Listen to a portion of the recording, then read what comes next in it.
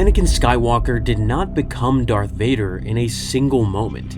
He became Vader through a series of choices, each one darker than the last, each one making the next one easier. The galaxy remembers his fall through a handful of decisive scenes: the violence on Tatooine, the choice made at the Chancellor's side, and the fire on Mustafar. Yet, by the time those scenes arrived, the damage had already been done.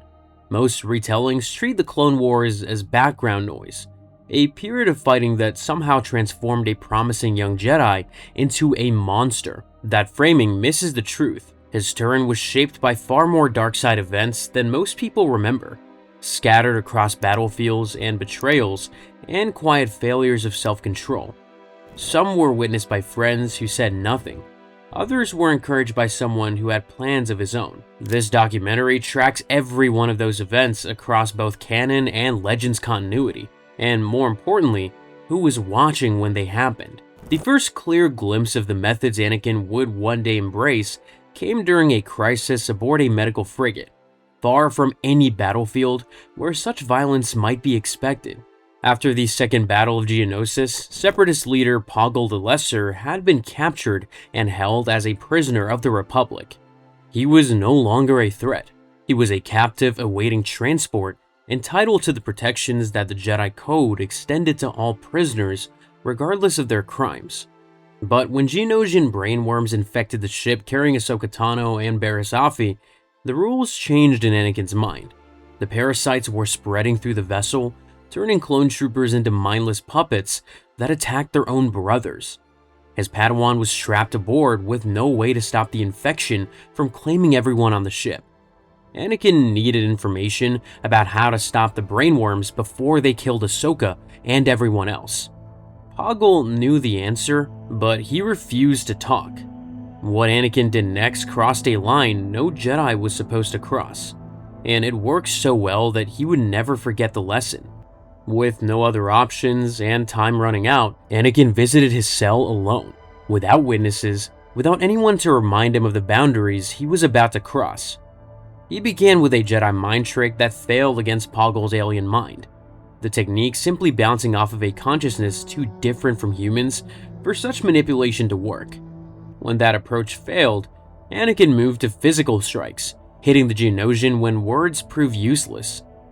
When beating him failed to produce results, he took the final step. He reached out with the Force and closed his grip around Poggle's throat, slowly crushing his windpipe until the Geonosian finally revealed that cold temperatures would kill the brainworms. The dark side worked. Ahsoka survived because of the information Anakin extracted through methods no Jedi should use. His approach had been effective. The crisis was resolved. His Padawan lived. But Anakin had learned something dangerous that day. When the cause felt urgent enough, when the people he loved were in danger, the Jedi Code became something he could bend without consequence. He did not start with harsh methods, but he was entirely willing to end with them. At this stage, there was still justification he could point to. Ahsoka's life hung in the balance. An enemy of the Republic held the answer. The violence served a purpose he could defend if anyone asked. But the next time Anakin's darker instincts surfaced, it would not be behind closed doors. It would be in front of the very people who should have stopped him. The next sign of Anakin's growing willingness to act where others could not appear aboard the Coronet. Duchess Satine of Mandalore was traveling to Coruscant under Jedi protection, escorted by Obi-Wan and Anakin. When Senator Tal Merrick revealed himself as a traitor, planting bombs and taking Satine hostage, the situation paralyzed everyone present.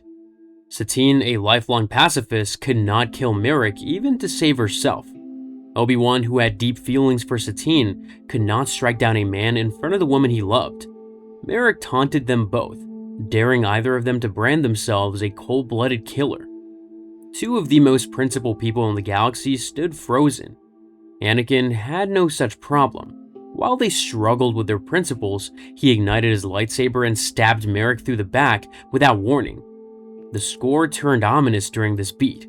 The show's creators were making the point clearly. This was Vader's behavior, even if the target was a genuine threat. What set this apart was not the killing itself, but the complete absence of hesitation when others froze. Where Obi-Wan saw a moral dilemma, Anakin saw a problem with an obvious answer. Where Satine saw an impossible choice between her values and her survival, Anakin saw no choice at all. The hostages were saved, the bombs never went off. By every practical measure, Anakin made the right call, but practicality was becoming the only measure he trusted. He was beginning to see himself as the one who got things done when others could not, the person willing to make the hard choices that more cautious people avoided. Over time, that self-image would twist into something far more harmful. The willingness to do what others could not would become the willingness to do what others should not. Some wounds never fully heal, no matter how much time passes or how far someone travels from the place where they were made. Anakin had been sold into slavery as a child on Tatooine. He spent the first 9 years of his life as property. He had watched his mother remain in chains when the Jedi took him away, unable to free her despite all of his newfound power. That guilt and rage had been buried deep, but it had never disappeared. When the Clone Wars brought him face to face with an empire built on chains, every buried memory came flooding back. An entire colony of Togruta people, the same species as his Padawan Ahsoka, had been taken by Zygerian slavers. The Republic sent Anakin, Obi-Wan, Ahsoka, and Captain Rex to investigate.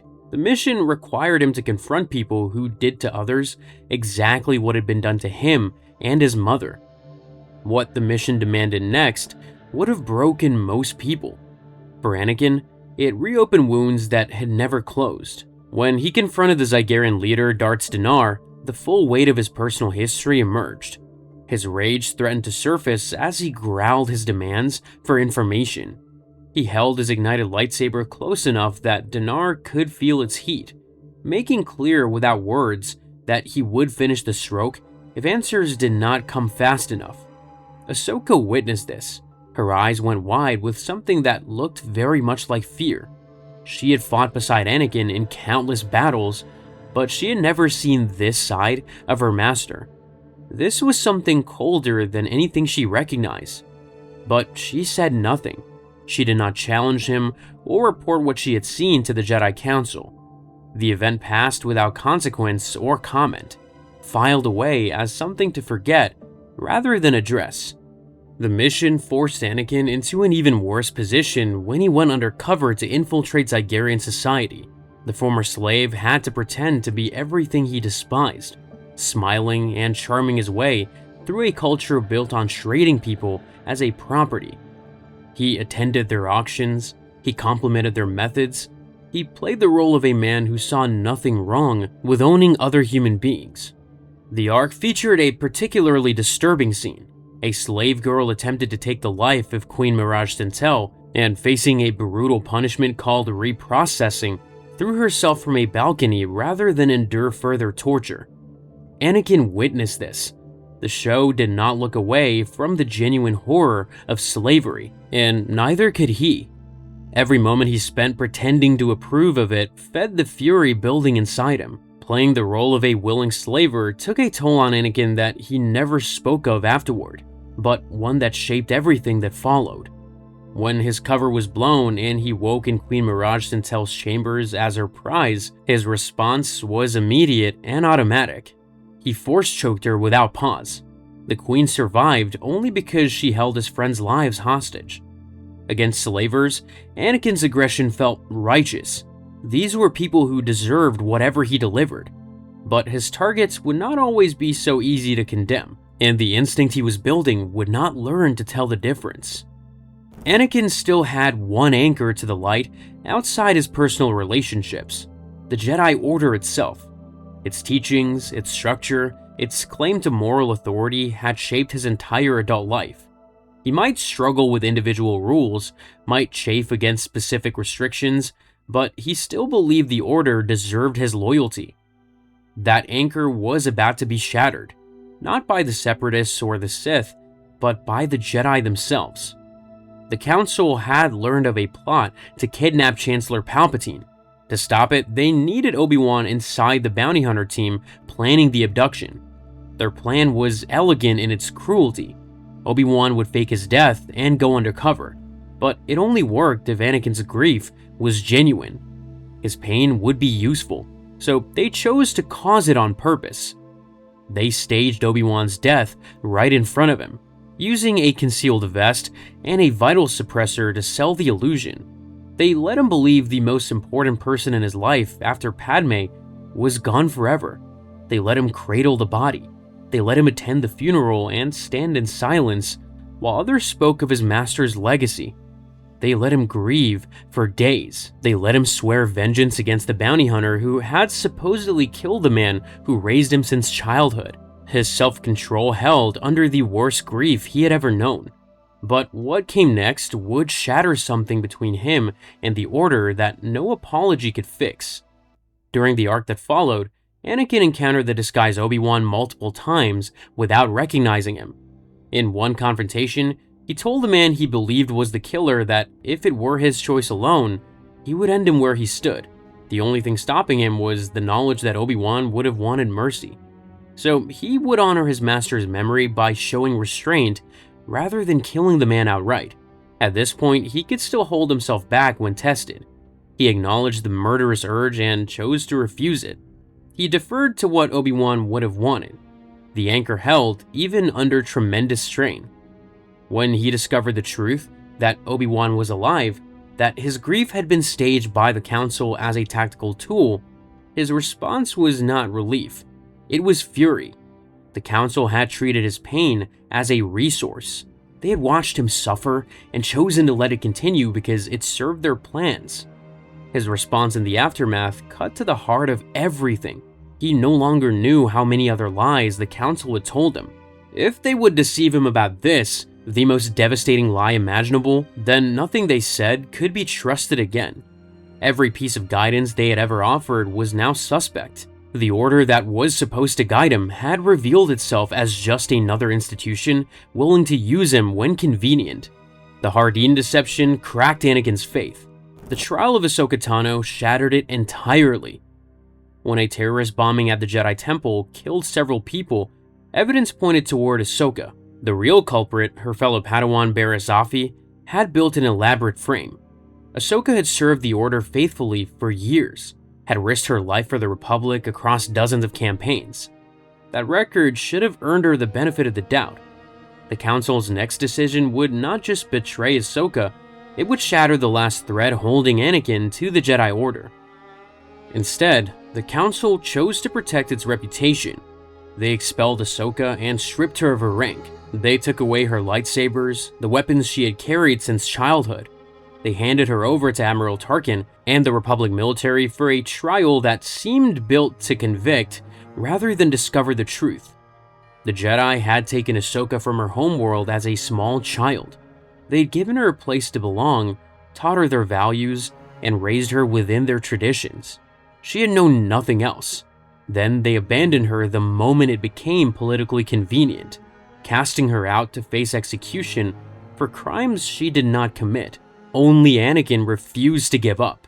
He tracked the truth through layers of misdirection until he found Barriss Offee and exposed her. Ahsoka was cleared. The nightmare was over. But what she did next left Anakin standing alone in a doorway, watching the last person who could have saved him walk away. The Council invited her to return, framing her ordeal as a trial that had proven her strength, as if their failure had somehow been a gift. She refused to come back. She told Anakin she needed to find her own path, that she cannot remain in an order that had abandoned her when she needed them the most. She cannot serve people who would throw her away so easily. She walked away from the only life she had ever known, leaving him standing in the temple doorway watching her go. He told her that he understood more than she realized what it felt like to want to leave the Order. The only difference was that she had the courage to actually do it. Her departure removed the last person who might have kept him honest. She was his student but also his friend, young enough and direct enough to call out behavior that others overlooked. With her gone, his support network shrank to almost nothing. The Jedi had spent years telling Anakin to trust them. Then they proved through their actions that loyalty only flowed in one direction. Someone else had been watching these failures unfold with careful attention. For most of the Clone Wars, Anakin had been struggling with his darker instincts. Sometimes he won, sometimes he lost, but some part of him always recognized when he had gone too far. In a world called Mortis, he stopped fighting against it entirely. Mortis existed outside normal space, a realm where the Force took physical form through three beings: the Father, the Daughter, and the Son. When Anakin, Obi-Wan, and Ahsoka were drawn there, each of them faced tests that revealed their deepest fears. What the Son showed Anakin was not a trick, it was the truth of his future, and his response to seeing it revealed everything. The Son brought him to a volcanic landscape and showed him visions of what lay ahead. The future unfolded before him in images that he could not look away from. He watched himself sealed inside black armor, breathing through a machine that kept his ruined body alive. He watched the Jedi hunted to near extinction, their temple burning, their order destroyed. He watched Padme dying, calling his name with her last breath. And he watched an entire planet reduced to debris, billions of lives erased in an instant by a weapon built in the name of the Empire he would help create. He collapsed under the weight of it.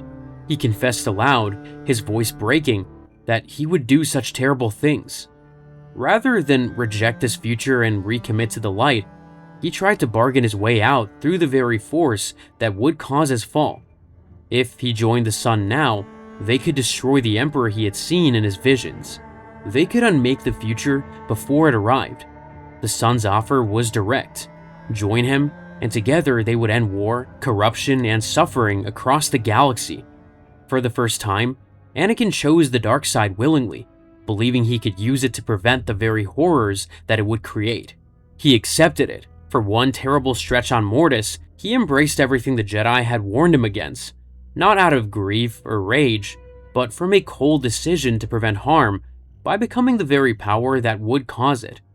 The Father stepped in at the last moment, wiping Anakin's memories and restoring him. The visions were erased, the choice was forgotten. He left Mortis with no memory of what he had seen or done. But the pattern had been revealed. When he felt powerless against forces larger than himself, his instinct was to reach for more power rather than resist the pull. If he just had enough strength, if he just let go of enough restrictions, he could fix everything. He could save everyone. He could reshape the galaxy through sheer force of will. The Father's final warning echoed through the Force as they departed. Beware your heart. He could not follow a warning that he no longer remembered receiving. But what he had shown on Mortis, the willingness to choose darkness when he believed it served a greater purpose, would surface again when the stakes felt high enough. Until this point, Anakin's aggression had been directed outward, at enemies, at institutions, at people he believed deserved whatever he delivered. The Clone Wars arc involving Rush Clovis stripped away that excuse and showed his fury turning towards the people closest to him. Clovis was a senator who had been romantically involved with Padme before her secret marriage to Anakin.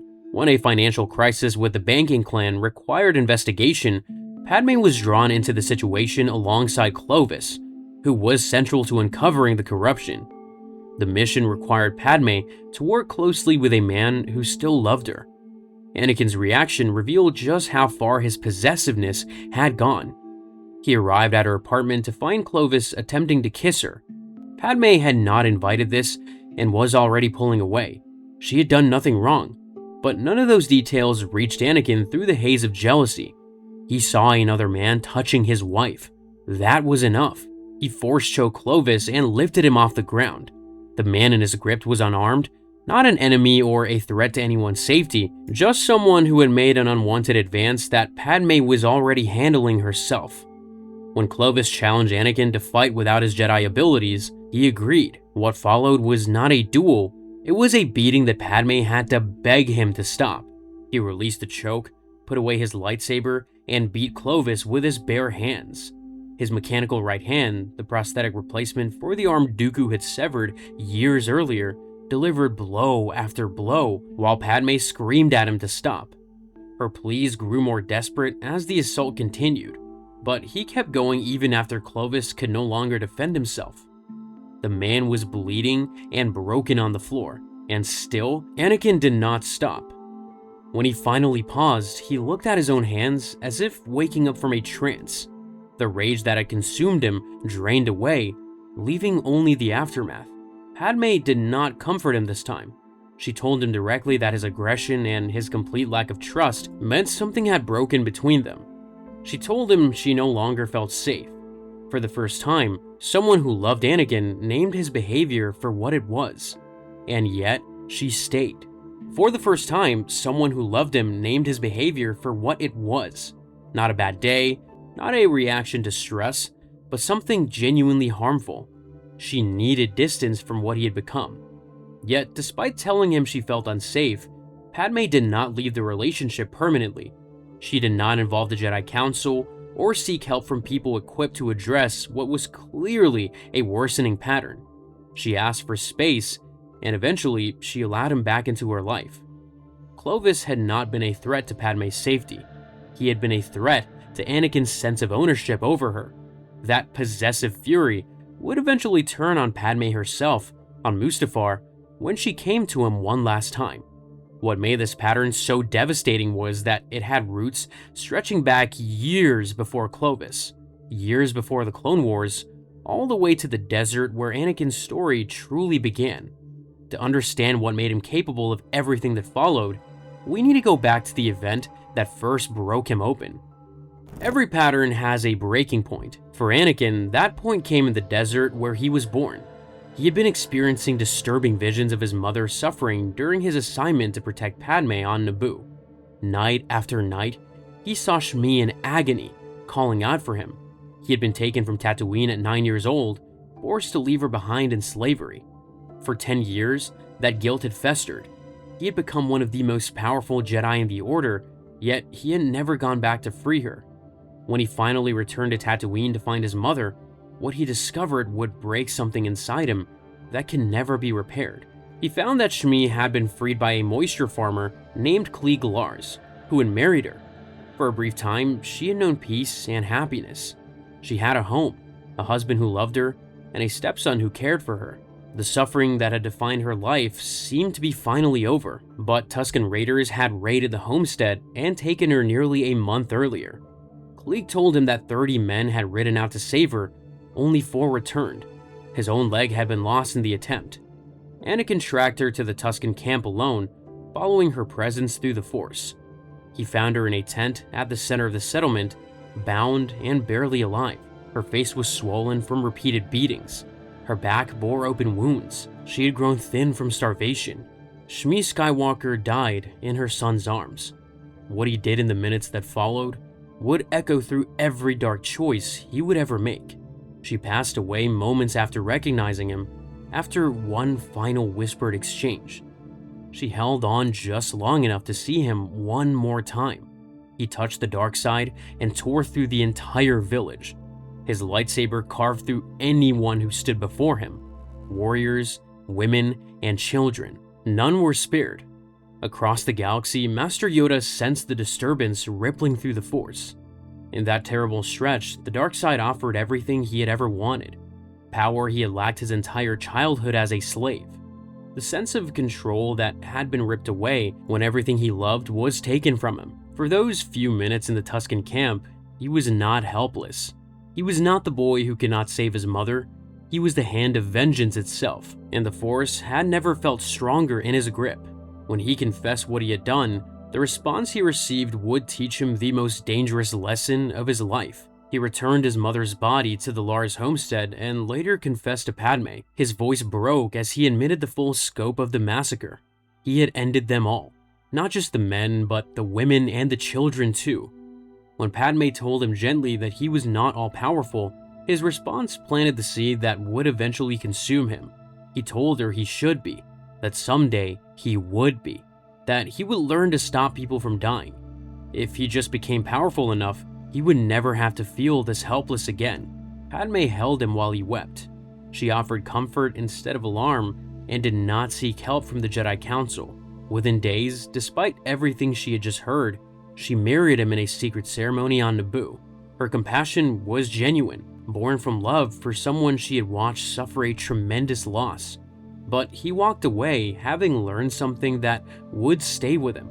He could reveal his darkest truths to the people who loved him, and they would stay anyway. The confession became a release rather than a reason to change. The final step before Anakin's complete surrender came aboard General Grievous's flagship during the Battle of Coruscant.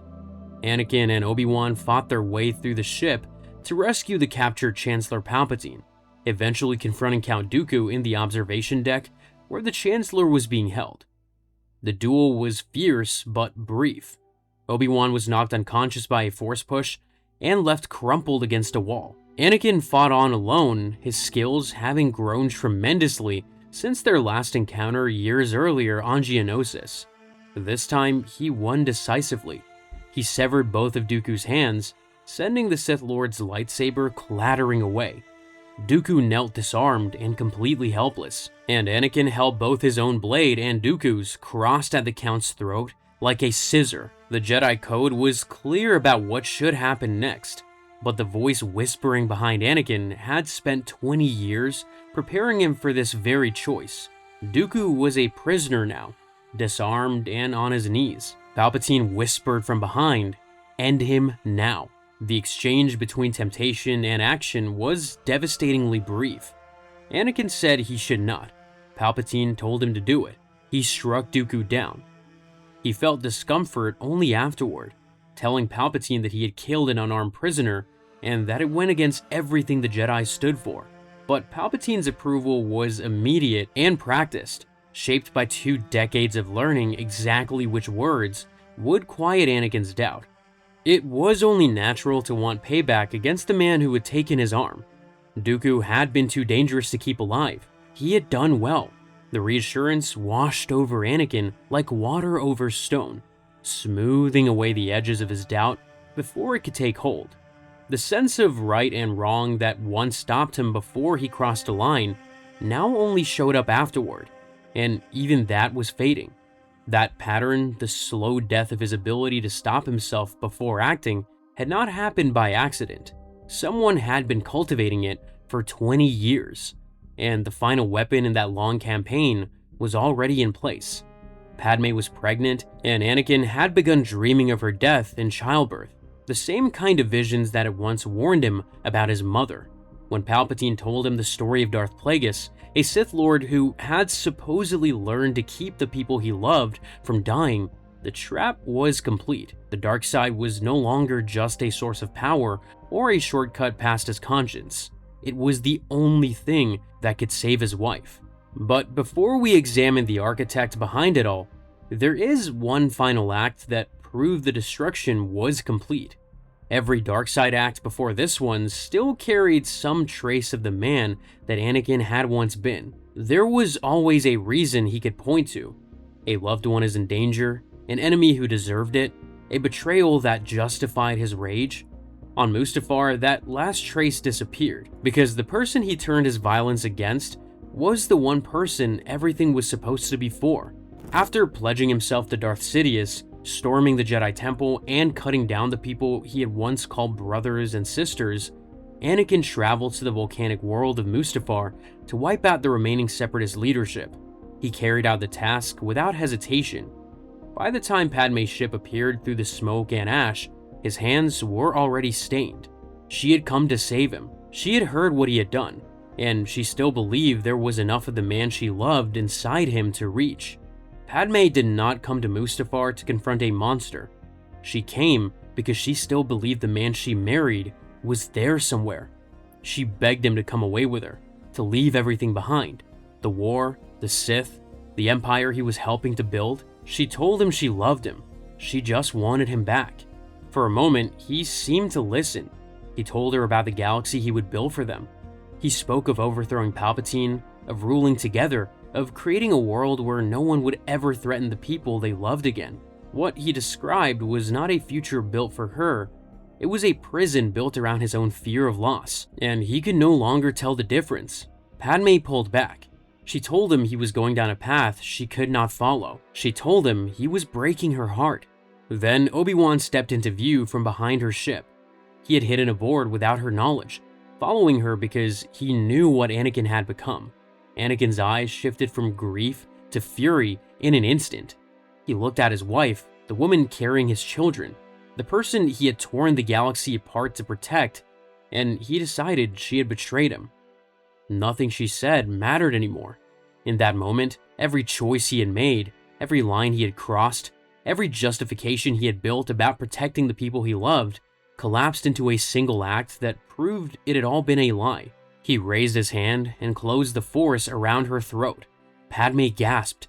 Her hands went to her neck as her feet left the ground. The woman who had held him while he wept after the Tusken Massacre, who had married him despite knowing what he had done, who had carried his children through a war that was tearing the galaxy apart, was choking in the grip of the man who claimed to love her more than anything. Obi-Wan shouted at him to let her go. Anakin held on until she went limp and collapsed to the landing platform. He did not check on her. He did not kneel beside her to see if she was still alive. He turned to face Obi-Wan instead because the fight mattered more than the woman lying at his feet.